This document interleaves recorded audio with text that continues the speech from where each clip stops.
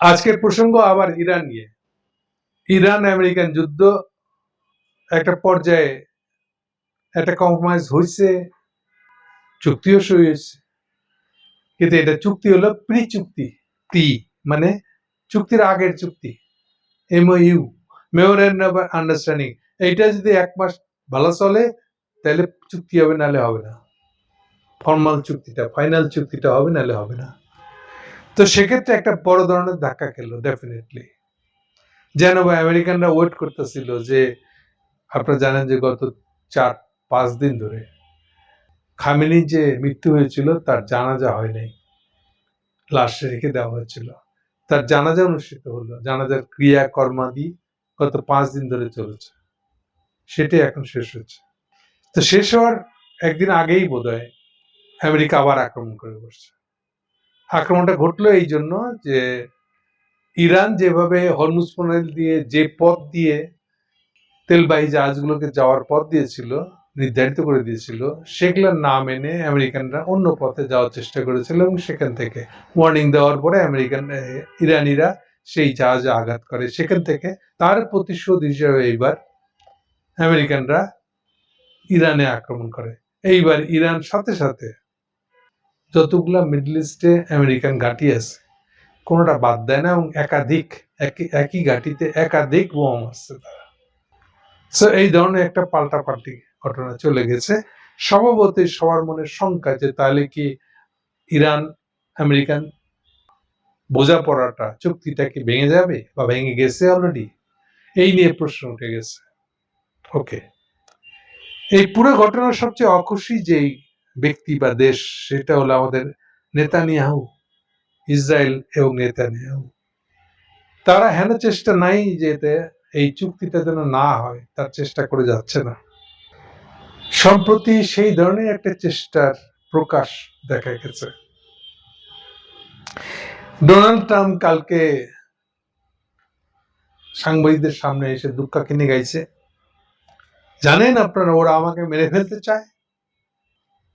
আমার পার্সোনাল অভিমত হলো, ইরানে এখনো পর্যন্ত কোথাও গুপ্ত হত্যা, গোপনে গিয়ে মেরে দিয়ে চলে আসা না। এটা কোনো দু এক জায়গায় থাকতে পারে, আমার নলেজে নাই হয়তো, কিন্তু সাধারণভাবে ইরানিদের এইটা কোনো কৌশল না, এটা কোনো যুদ্ধ কৌশল না। তারা গুপ্ত হত্যা করে বিজয় লাভ করতে চায়, এগুলো তো একচেটিয়া ভাবে ইসরায়েলিদের, এগুলো খুব ভালো পারে তারা। ষড়যন্ত্র, গুপ্ত হত্যা, এগুলা ইসরায়েলের জন্য যেন তাদের একটা ব্র্যান্ড কাজ। ওকে, এই ফাঁকে একটা কথা বলে রাখি, কাসেম সোলাইমানি, এটা ট্রাম্পের আমলে কাসেম সোলাইমানি এই কমান্ডারকে তারা ড্রোন পাঠায় ওই একই গুপ্ত হত্যা করে মেরে ফেলছিল। কেন এই কথাটা তুললাম? এই রিপোর্টের মধ্যে লেখা আছে, এটা কি প্রথম আলো ঢুকাইছে নাকি মূল সিএনএন রিপোর্টে ছিল আমি চেক করিনি, ওর মধ্যে লেখা আছে কাসেম সুলাইমানিকে হত্যা করেছিল না, সেই জন্য তারা ট্রাম্পকে হত্যা করতে পারে। কাসেম সুলাইমানি ব্যাপারটা একটু বুঝাই বলে দিই। কাসেম সুলাইমানিকে যখন মারা হয় তখন আমি লক্ষ্য করেছি বাংলাদেশের কওমি থেকে পাশ করা ইসলামিস্ট ভাগ হয়ে গেছে, তারা সুলাইমানিকে মারাটা ঠিক আছে বলে সাক্ষ্য দিচ্ছে, স্ট্যাটাস দিচ্ছে ফেসবুকে। কেন? কারণ তখন ইরান আর আমাদের এরদোগান মানে তুরস্ক, এই জায়গা থেকে ইরানকে দেখানোর চেষ্টা করা হচ্ছিল যে এটা তো একটা শিয়ারা খারাপ, এই জায়গা থেকে দেখা ইসলাম কিন্তু তখনও ছিল। সো এইটাকে এখন কেন তুলে আনছে, এটা একটা সন্দেহজনক দিক আর কি, এটা যেন মনে থাকে আমাদের। Thank you. সো আমি মনে করি না যে তারা ট্রাম্পকে মারার প্ল্যান করবে। আচ্ছা, তাহলে কথাটা আসলো কোথেকে? এইবার খুঁজে বেড়াচ্ছে, সিএনএন একটা রিপোর্টের বাংলা অনুবাদ আজকে প্রথম আলো চেপেছে, সেখানে লিখতেছে যে রিপোর্টের উৎস হলো নেতানিয়াহু। আবার বলতেছে এটা তারা পরিপূর্ণ পড়ে নাই, এটা তারা যাচাইও করে নাই কথা সত্য কিনা। তো সত্য কিনা এটা না যাচাই করে ট্রাম্প বাবা যে এটা নিয়ে সাংবাদিক সম্মেলনে এসে দুঃখাকিনি গাইল কেন, হচ্ছে প্রশ্ন। এখানে পরিষ্কার করে লেখা আছে ওই রিপোর্টের মধ্যে, সিএনএন জানেন আপনারা, সিএনএন অ্যান্টি ট্রাম্প, কিন্তু ট্রাম্পের পক্ষে কথা বলা মানে জেনারেলি ট্রাম্পের ফেভারে যায় এমন কোনো ব্যাখ্যা তারা আজ দিবে না। ফলে সম্ভবত এর পাল্টা কি কি ইনফরমেশনের ভিতরে আছে সেগুলো কেউ সিএনএন খুঁজে বের করছে, সেগুলো থেকে বলতেছে যে আসলে এই ইনফরমেশনটা দিয়েছে আসলে ইসরায়েল। আচ্ছা, এখন কথা হলো যে এটা তো ট্রাম্পের জানা নাই ব্যাপারটা, এরকম তো না যে নেতানিয়াহু কেমন। এমন কি এই যে খামেনির জানাজার সময় তার ছেলে মুস্তফা উপস্থিত ছিল না, তার বোধহয় 3 ছেলে খামেনি, বাকিরা উপস্থিত ছিল, কিন্তু যে এখন ইনচার্জ সর্বোচ্চ নেতা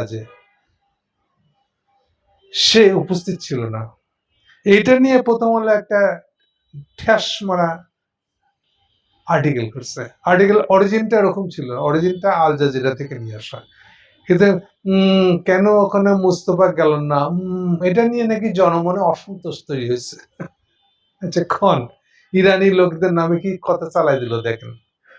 কেন মুস্তফা খামেনি ওখানে ছিল না, এটা হচ্ছে একটা বিরাট অসন্তোষ তৈরি হয়েছে। ট্রাম্প বলতেছে ওই ইনফরমেশনটা আমি দিছি ইরানিদেরকে, যে আমাদের এই সম্পর্ক ভেঙে দিতে চাচ্ছে নেতানিয়াহু, সেই জন্য আমি বলেছি যে এই ধরনের একটা প্ল্যান আছে, তোমরা সাবধান থাকো। তো সাবধান হিসেবে ওরা সিদ্ধান্ত নিচ্ছে যে মুস্তফা খোমেনি ওই জানাজায় উপস্থিত থাকবে না। তো সার কথা হলো এটাই, নিজের সতর্ক থাকা তো বুদ্ধিমানের কাজ। এটা নিয়ে অসন্তোষ হওয়ার তো কিছু নেই। প্রথম আলো মার্কা ট্রাম্প এটা নিয়ে এখন এই যে তাকে এখন মারতে গেছে, এটা নিয়ে মেলা কথা বলছে। সিএনএন লিখতেছে ইসরায়েল যে ষড়যন্ত্রের প্রসঙ্গে সতর্ক করেছে সেই বিষয়টা যুক্তরাষ্ট্র মানে আমেরিকা এখন তথ্যটা যাচাই করে নাই। তো যাচাই না করে ট্রাম্প বাবাজি প্রেসের সামনে চলে গেলেন অভিযোগটা দায়ের করতে। তাহলে এখান থেকে যে সন্দেহটা আসে, যদিও এর আগে আরো কড়া কথা বলছে, ইরানের একটা ক্যান্সার, আর জানেন তো ক্যান্সার কেমনে উপরে ফেলতে হয়, এগুলো বলে ফেলেছে। ওকে, আমার সন্দেহ যে এটা কেন এটা বলতেছে, এর দৃশ্যপটের বাইরের আরেকটা দৃশ্য আছে।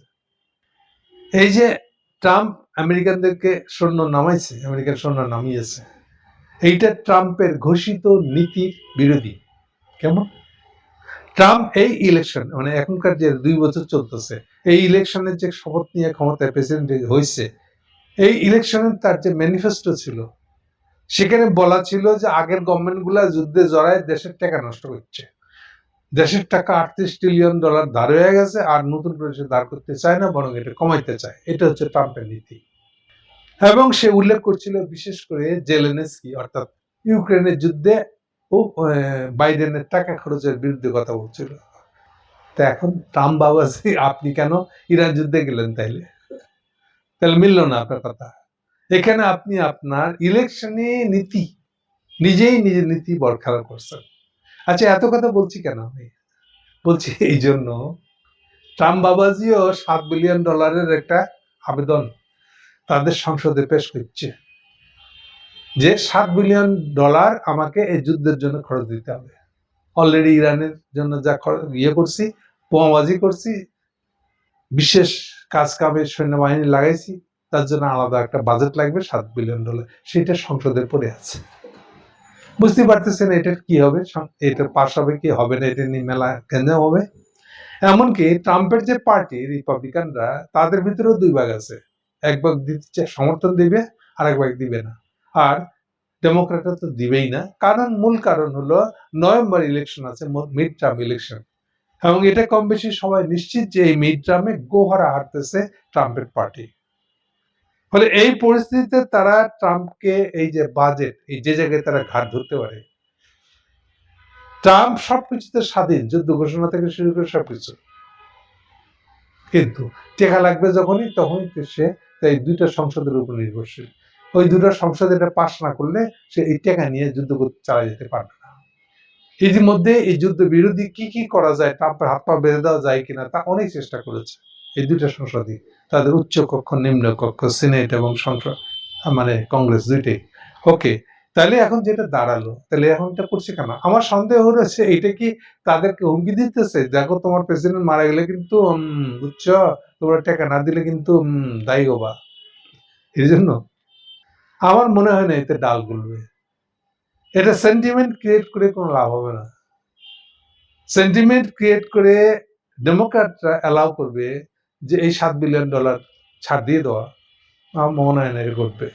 আর বিশেষ করে এমন সুযোগ তারা পাইছে ইলেকশনের আগে ট্রাম্পকে আরেকবার ধাক্কা দেওয়ার, সেই সুযোগ কি তারা ছাড়বে? তার চেয়ে একটা বড় কথা, এই যে 2বার যে বোমা মারছে, পাল্টা বোমা মারছে, ফলাফল কি হয়েছে? অলরেডি তেলের দাম আবার 3% বেড়ে গেছে। এর এফেক্ট ডাইরেক্টলি আমেরিকান সাধারণ মানুষের উপরে পড়বে। আমেরিকান প্রত্যেকটা তাদের বাসায়, তারা তো বলে গ্যাস স্টেশন, পেট্রোল পাম্প আর কি, সো গ্যাস স্টেশনের দাম তো আবার বেড়ে গেছে। ওইটার কি হবে? তাহলে এগুলো তো আবার পাবলিক আরো খেপবে, আবার যুদ্ধ লাগাইতেছে, আবার এখন তেলের দাম বাড়তেছে, আমার পকেট কাটা যাইতেছে। তাহলে ট্রাম্পকে এগুলো ঢাকা দেওয়ার জন্য এই কাজ করছে, আমার এটা সন্দেহ। ওকে, শেষ কথাটা বলে শেষ করে দিই। আমি স্টিল বিশ্বাস করি না, আমি শুরু থেকে আপনাদেরকে বলে আসতেছি, শুরু থেকে বলেছি যে চীন ইরানের পিছু ছাড়বে না, অর্থাৎ তাকে ফেলে চলে যাবে না। ঠিক তাই করেছে। চীনা রাডারের উপর ভরসা করে যতগুলো বোমা মারা হচ্ছে, প্রত্যেকটার ইনফরমেশন, ব্যাকগ্রাউন্ড ইনফরমেশন দিচ্ছে চাইনিজরা। তাদের রাডারে মডার্ন, মানে তাদের লেটেস্ট যে রাডার গুলো বের করেছে তারা, সেই রাডারে গৃহীত যেসব তথ্য তারা পাচ্ছে সেগুলি তারা ইরানকে শেয়ার করতেছে, এবং এই শেয়ার্ড ইনফরমেশনের উপরে ভরসা করে সে কিন্তু পাল্টা আমেরিকার উপরে যে আক্রমণ তা চালাচ্ছে। সো মূল জায়গা হলো এটা। 2 হলো যে সোভিয়েত মানে রাশিয়া এবং উত্তর কোরিয়াও তার ইরানের সাথে আছে এই যুদ্ধে। এটা একটা এমন একটা জায়গায় এখন আছে, ফলে চাইলেই ইরানকে সে আক্রমণ করে টিকে থাকতে পারবে, এটা আমি মনে করি না। এই 3টা দেশ মিললে ইরানকে হারতে দিবে না। ওকে, এগুলো একটা দিক। আরেকটা বলেছিলাম কি হবে, ট্রাম্প যে জায়গায় পড়েছে তাতে ওর পক্ষে সম্ভব না এই যুদ্ধ চালিয়ে যাওয়া, এই সামনে একটা ইলেকশন রেখে, প্লাস টাকা নাই তার। তাহলে কি বলেছিলাম আমি বলেছিলাম যে ট্রাম্প এরকম খালি উল্টা পাল্টা করবে, পুড়ে যাবে, চুক্তি ভেঙে যাবে, আবার উঠে দাঁড়াবে, এই চেষ্টামো করতে করতে এটা যাবে কতদিন পর্যন্ত? আমি বলেছি যাবেন নভেম্বর পর্যন্ত, নভেম্বর ফার্স্ট উইকে ইলেকশন। এর আগে পর্যন্ত এই যুদ্ধ থেকে বেরিয়ে যাওয়া মানে ট্রাম্প আরো খারাপ ভাবে হারান। ফলে ট্রাম্প এই দিকটা খেয়াল রেখে করবে। তাহলে এখন এটা করছে কেন? এখন করতেছে সম্ভবত সংসদ থেকে টাকাটা বের করে আনার জন্য। আবার পুরো জায়গায় ফিরে যাবে, এবং এখানে সে নেতানিয়াহুকে ইউজ করতেছে। নেতানিয়াহুর খবরের সোর্স দিয়া সে দেখাচ্ছে তারা বলেছে যে ট্রাম্পকে মারতে আসতেছে, এই কথা ছড়ায় সে একটা সেন্টিমেন্ট তৈরি করে সংসদ যেন টাকাটা ছাড় দেয় সেই ব্যবস্থার চেষ্টা করছে বলে আমার ধারণা। ওকে, তাহলে এখনো কি হবে? আমি আবার পুরনো কথায় এখনো আছি, আগামী নভেম্বরের আগে পর্যন্ত ট্রাম্প এরকম উঠবে আর বসবে, কমপ্লিটলি এখান থেকে বেরিয়ে গিয়ে আগে পূর্ণ দমে যুদ্ধ শুরু করবে, এটা করতে পারবে না। টাকা নাই প্রথম কথা, 2 নম্বর হলো ইলেকশন সামনে। এই দুটো বিবেচনা আমি দেখি না যে ট্রাম্পের যুদ্ধ আবার শুরু করার, ফুল ফ্লেজের যুদ্ধ শুরু করার মতো কোনো মুরদ বা বাস্তবতা আছে। Thank you.